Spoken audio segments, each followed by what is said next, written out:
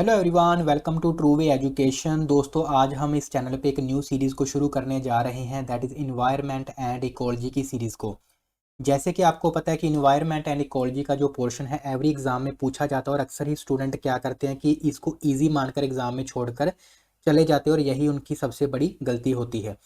और एग्ज़ाम में जो है अक्सर ही इससे 2 से 3 क्वेश्चन रिवर मोर क्वेश्चन भी हमें देखने को मिलते हैं। और आजकल का ट्रेंड क्या है कि जो करंट रिलेटेड एनवायरनमेंट की न्यूज़ होती है उसको स्टैटिक पोर्शन से लिंक करके पूछ लिया जाता है, और स्टूडेंट जो है ऐसे क्वेश्चंस को गलत कर देते हैं। तो अगर आप भी UPSC, state PSC and other competitive exam के लिए प्रिपेयर कर रहे हैं तो आपको इस पोर्शन को कभी भी स्किप नहीं करना चाहिए। बहुत ही जो है इजी पोर्शन है, आप ऐसे माने कि फ्री के ये आपके नंबर हैं अगर आप अच्छे से इन्वायरमेंट एंड इकोलॉजी को प्रिपेयर कर लेते हैं। तो इस सीरीज़ में जो है हम कंप्लीट इन्वायरमेंट एंड इकोलॉजी के पोर्शन को कवर करेंगे, जिसमें हम पहले थ्योरी कवर करेंगे चैप्टर की, देन हम उसके जो पीवाईक्यू होंगे इंपॉर्टेंट, वो एंड ऑफ चैप्टर के बाद जो है हम उसको भी देखेंगे, एनालिसिस करेंगे। तो ऐसे ही हम जो है कंप्लीट सिलेबस को पूरा करेंगे।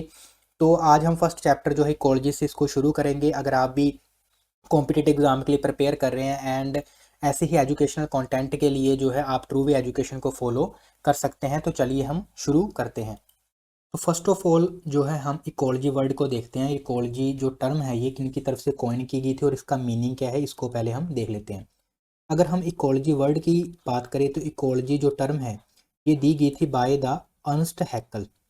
अर्नस्ट हैक्ल की तरफ से ये टर्म जो है वो दी गई थी, जो कि एक जर्मन साइंटिस्ट थे, एंड उनकी तरफ से 1866 में जो है ये टर्म को डिफाइन किया गया था। अगर हम इकोलॉजी वर्ड की बात करें तो ये दो वर्ड से मिलकर बनता है, that is oikos plus logos. यहाँ पे ओइकोस का मीनिंग होता है प्लेस और होम और प्लेस जहाँ पे कोई ऑर्गेनिज्म रहता है, टू लिव, उसको हम क्या बोल देते हैं, ओइकोस बोल देते हैं। और लोगोस का मीनिंग होता है यहाँ पे स्टडी करना। तो हम बोल सकते हैं कि जहाँ पे कोई ऑर्गेनिज्म रहता है वो अपने इन्वायरमेंट के साथ जो इंटरेक्शन करता है, अपने इन्वायरमेंट के साथ जो उसकी इंटरेक्शन है, अपने आसपास के जो ऑर्गेनिज्म है जो उनके साथ उसके इंटरेक्शन है, उसी को क्या बोलते हैं, इकोलॉजी बोलते हैं। तो हम बोल सकते हैं कि रिलेशनशिप, रिलेशनशिप या फिर हम बोल सकते हैं कि इंटरेक्शन जो होगी, इंटरेक्शन, उसकी जो स्टडी होगी उसी को क्या बोला जाता है, यहाँ पे इकोलॉजी बोला जाता है। तो अगर हम साइंटिफिकली इसको डिफाइन करें तो कैसे बोल सकते हैं कि स्टडी ऑफ रिलेशनशिप,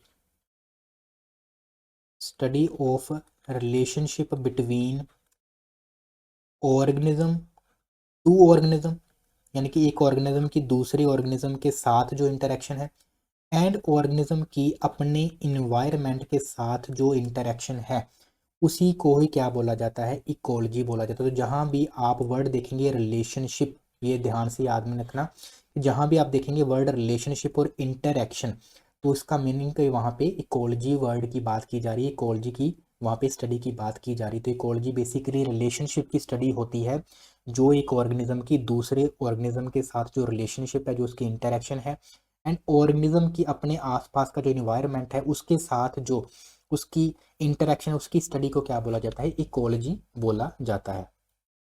तो इस पोस्टर से आपको और अच्छे से समझ आ जाएगा। जैसे कि मान लीजिए आप अपना एग्जांपल ले लीजिए, तो हम ह्यूमन बींग्स जो हैं, अगर हमारी इंटरेक्शन जो है डेली और ह्यूमन बींग से होती है, हमारे आसपास जो लोग रहते हैं उनके साथ हम इंटरेक्ट करते हैं, इसी के साथ हमारी जो इंटरेक्शन होती है वो हमारे आसपास के इन्वायरमेंट के साथ, इन्वायरमेंट के जो कंपोनेंट्स है like air, water, soil, plants, इनके साथ भी हम इंटरेक्ट करते हैं डेली लाइफ की लाइफ।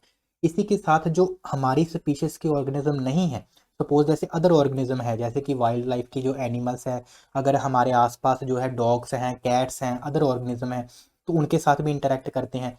इसी के साथ खाने के लिए जो है हम प्लांट के साथ भी इंटरेक्ट करते हैं। तो जो इंटरेक्शन है उसकी स्टडी को जो है क्या बोला जाता है, इकोलॉजी। तो अगर हम यहाँ पे इकोसिस्टम की बात करें तो जो पूरा सिस्टम होता है जिसमें कि लिविंग और नॉन लिविंग, यानी कि जिसमें बायोटिक प्लस ए बायोटिक दोनों ही कंपोनेंट शामिल हो जाए जब, तो उसको पूरे को क्या बोला जाता है, इकोसिस्टम, जिसको कि हम आगे डिफाइन करेंगे। तो आई होप कि यहाँ से आपको अच्छे से समझ आ गया होगा। तो इस पोस्टर से भी आप देख सकते हैं कि इकोलॉजी बेसिकली क्या होता है, study of living things interact with each other and their environment. तो इंटरेक्शन जो होती है उसी को क्या बोला जाता है, इकोलॉजी बोला जाता है।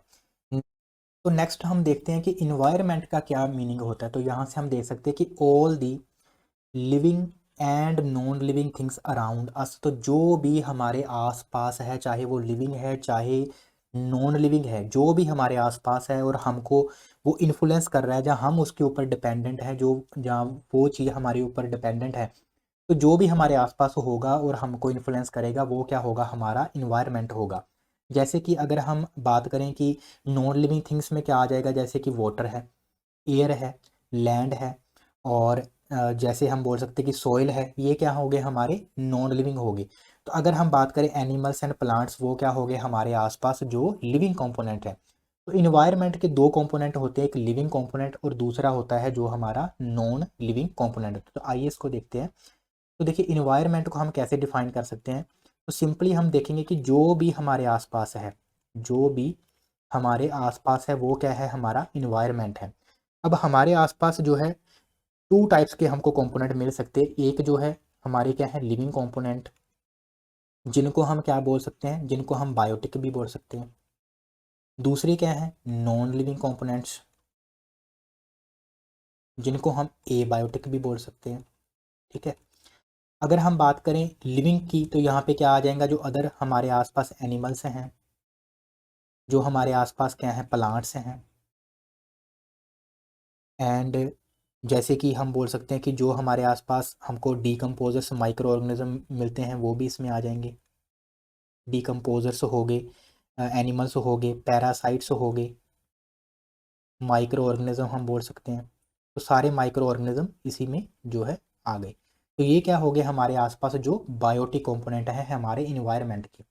तो ऐसे ही हमारे इन्वायरमेंट में आसपास हमें एबायोटिक कंपोनेंट भी मिलते हैं, जैसे कि हम बोल सकते हैं कि सन रेज हैं, या हम बोल सकते हैं कि एनर्जी, एनर्जी हो गया, सोइल हो गया, वाटर हो गया, एयर हो गया, एंड हम बोल सकते हैं कि जैसे हमारे आसपास जो एटमॉस्फेरिक जो गैसेस हैं, टोपोग्राफी है हमारी, रेडिएशंस हैं, तो ये हीट फ्लो हो गया। तो ये सारी चीज़ें जो है हमारे नॉन लिविंग, यानी कि जो भी हमारे आसपास नॉन लिविंग है वो हमारा एबायोटिक कंपोनेंट है।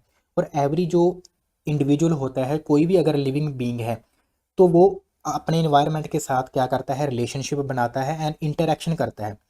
और जो इंटरेक्शन होती है उसको क्या बोलते हैं, हम इकोलॉजी बोलते हैं। ठीक है। तो जो हमने पहले देखा था, तो हम अपनी नीड्स के लिए, जैसे ऑल ऑर्गेनिज्म क्या करते हैं कि चाहे वो हम बात करें वायरस से, मैन से लेकर, वायरस से अगर हम बात करें यानी कि माइक्रो ऑर्गेनिज्म से लेकर अगर हम हायर लेवल तक भी चले जाएं, तो एवरी ऑर्गेनिज्म अपने इन्वायरमेंट के ऊपर डिपेंड करता है कुछ नीड्स के लिए।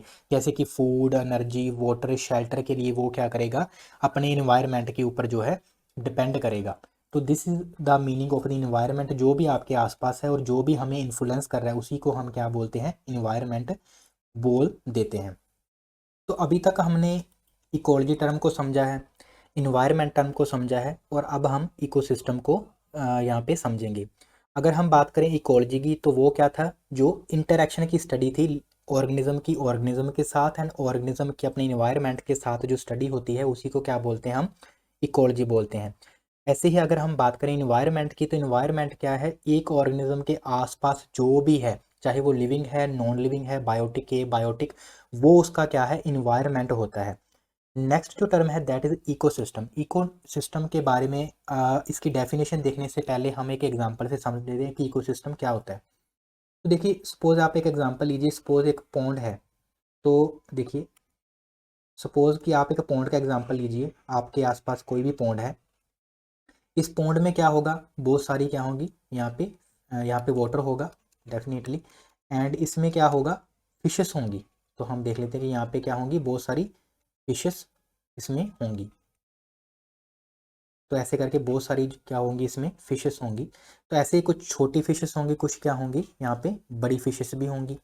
ऐसे ही छोटे छोटे क्या होंगे यहाँ पे, सपोज मान ली कि क्रैब हैं, छोटे छोटे क्रैब और अदर ऑर्गेनिज्म भी होंगे। ऐसे ही इसमें क्या होंगे, जो फाइटोप्लैंक्टन है वो भी होंगे, यानी कि जो पानी के अंदर जो हमें प्लांट मिलते हैं उनको हम क्या बोल सकते हैं, फाइटोप्लैंक्टन। ऐसे ही जो माइक्रो ऑर्गेनिज्म होंगे इसमें, जू प्लैंक्टन, वो भी होंगे यहाँ पे। और इसमें क्या होगा कि वाटर के साथ साथ और क्या होगा कि सपोज यहाँ पे क्या है, एनर्जी के लिए सन से क्या आ रही हैं, रेज आ रही हैं, तो यहाँ पे एनर्जी का फ्लो भी हो रहा है और कुछ एनर्जी यहाँ से बाहर भी जा रही है, और जो वाटर होगा वो भी कहीं ना कहीं से यहाँ पे फ्लो करता होगा, और यहाँ से जो कुछ वाटर होगा उसका वेपोराइजेशन भी हो रहा होगा। तो अगर हम इस पूरी यूनिट को देखें, अगर हम इस पूरे पॉन्ड को देखें, तो ये क्या है, नेचर में अगर हम बात करें तो ये क्या है, एक तरह से स्ट्रक्चरल हम बोल सकते हैं, एंड फंक्शनली,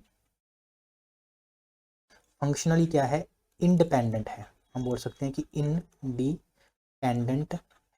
तो नेचर की एक ऐसी यूनिट जो कि फंक्शनली एंड स्ट्रक्चरली इंडिपेंडेंट है, खुद ही हम बोल सकते हैं कि सस्टेनेबल है, सस्टेनेबल है, उसी को क्या बोला जाता है, इकोसिस्टम बोला जाता है। तो हमारे नेचर में एक ऐसी स्ट्रक्चरल एंड फंक्शनल यूनिट जो खुद सस्टेनेबल है, अपने सिस्टम को सस्टेन कर सकती है, इंडिपेंडेंट है, उसको क्या बोला जाता है, उसको एक इकोसिस्टम बोला जाता है। ठीक है, तो ये मैंने इजी एग्जांपल से आपको समझा दिया। अगर हम बात करें तो देखिए, इकोसिस्टम क्या है, community of the living and non living things interact together. तो जो भी एक सिस्टम के अंदर living and non living organism interact कर रहे हैं वो क्या है, हमारा एक इकोसिस्टम है। अब इकोसिस्टम जो है एज स्मॉल एज एक ट्री भी हो सकता है, एक बड़ा ओशन भी हो सकता है, एक पूरा जो है, जैसे हम बात करें कि एवरग्रीन जो फॉरेस्ट है वो भी एक इकोसिस्टम है, ऐसे ही हमारे आसपास कोई पॉन्ड हो सकता है वो भी एक इकोसिस्टम है। तो ऐसे ही जो है इकोसिस्टम होता है जो कि सेल्फ सस्टेनिंग होता है। और एक इकोसिस्टम जो होता है वो कब तक सस्टेनिंग रहेगा, जब तक उसमें बैलेंस है, यानी कि जब तक जो उसमें इनपुट एंड आउटपुट का बैलेंस रहेगा तभी तक वो जो है सस्टेन कर पाएगा। तो अगर हम इकोसिस्टम की बात करें तो देखिए, इकोसिस्टम में बायोटिक फैक्टर भी होंगे और कुछ एबायोटिक फैक्टर भी होंगे। जैसे हमने पोंड वाला एग्जाम्पल किया था, वहाँ पे प्लांट थे, फाइटोप्लैंक्टन, जू प्लैंक्टन, माइक्रो ऑर्गेनिज्म, तो ऐसे क्या होंगे, बायोटिक फैक्टर होंगे। ऐसे ही एक इकोसिस्टम को सस्टेन करने के लिए एनर्जी की ज़रूरत है, तो सनलाइट की ज़रूरत होगी, वाटर की ज़रूरत होगी, टेम्परेचर, सोयल, तो ये क्या हो गए, हमारे ए बायोटिक फैक्टर हो गए। तो इकोसिस्टम में जो लिविंग है यानी कि बायोटिक है, ए बायोटिक जो फैक्टर हैं वो क्या करते हैं, इंटरेक्ट करते हैं और उसको सेल्फ जो है सस्टेन करते हैं। तो हम बोल सकते हैं कि इकोसिस्टम बेसिकली कम्प्लेक्स नेटवर्क होता है living plus non living things का, जो कि इंटरेक्ट करता है एक दूसरे से, ईच अदर, और खुद को जो है सस्टेन करता है। तो आज की इस वीडियो लेक्चर में हमने 3 टर्म को समझा है, इकोलॉजी, इन्वायरमेंट एंड इकोसिस्टम को। अभी हम इसकी ज़्यादा डिटेल में नहीं गए, कल जो है हम इकोसिस्टम के जो कंपोनेंट्स हैं, जो हमारी इकोलॉजी है उसमें जो लेवल ऑफ ऑर्गेनाइजेशन होते हैं, जैसे कि स्पीशीज से अगर हम शुरू करें तो फिर पॉपुलेशन, फिर कम्युनिटी, फिर जो है इकोसिस्टम बनता है, तो उनको जो है कल हम डिफाइन करेंगे और उनको जो है कल हम समझेंगे। अगर आप भी state UPSC, state PSC, PCS and other competitive exam के लिए प्रिपेयर कर रहे हैं, गवर्नमेंट जॉब के लिए प्रिपेयर कर रहे हैं, तो आप ऐसे ही एजुकेशनल कंटेंट के लिए ट्रू वे एजुकेशन को फॉलो कर सकते हैं। इस वीडियो को जो है आप अपने दोस्तों के साथ जो भी बेसिक से पढ़ना चाह रहे हैं उसको जो है आप शेयर कर सकते हैं। तो थैंक यू, बाय बाय, कल मिलते हैं एक नए टॉपिक के साथ।